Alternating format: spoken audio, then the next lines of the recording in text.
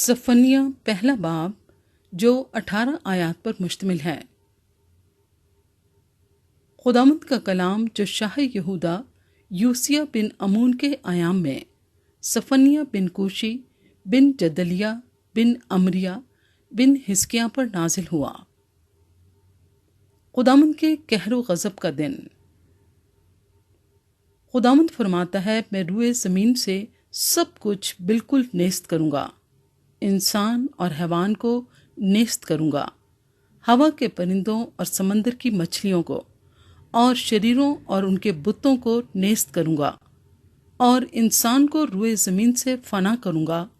खुदावंद फरमाता है, मैं यहूदा पर और यरूशलेम के सब बाशिंदों पर हाथ चलाऊँगा और इस मकान में से बाल के बकिया को और कमरीम के नाम को पुजारियों समेत नेस्त करूँगा, और उनको भी जो कोठों पर चढ़कर इजराम फलक की प्रस्तिश करते हैं, और उनको जो खुदावंद की इबादत का अहद करते हैं लेकिन मिल्कूम की कसम खाते हैं, और उनको भी जो खुदावंद से परगश्ता होकर ना उसके तालिब हुए और ना उन्होंने उससे मशवरत ली। तुम खुदावंद खुदा के हजूर खामोश रहो, क्योंकि खुदावंद का दिन नज़दीक है और उसने ज़बीहा तैयार किया है और अपने मेहमानों को मखसूस किया है।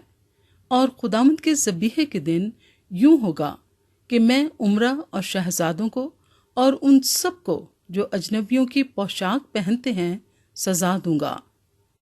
मैं उसी रोज़ उन सब को जो लोगों के घरों में घुसकर अपने आका के घर को लूट और मकर से भरते हैं सजा दूंगा।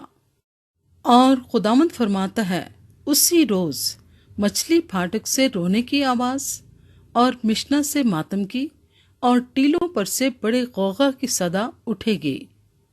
ए मक्तीस के रहने वालों, मातम करो, क्योंकि सब सौदागर मारे गए, जो चांदी से लदे थे सब हलाक हुए। फिर मैं चराग लेकर यरूशलेम में तलाश करूंगा, और जितने अपनी तिलछट पर जम गए हैं और दिल में कहते हैं कि खुदावंद सजा व जजा ना देगा, उनको सजा दूंगा। तब उनका माल लुट जाएगा और उनके घर उजड़ जाएंगे। वो घर तो बनाएंगे पर उनमें बूदो बाश ना करेंगे, और ताकिस्तान लगाएंगे पर उनकी मैं ना पिएंगे।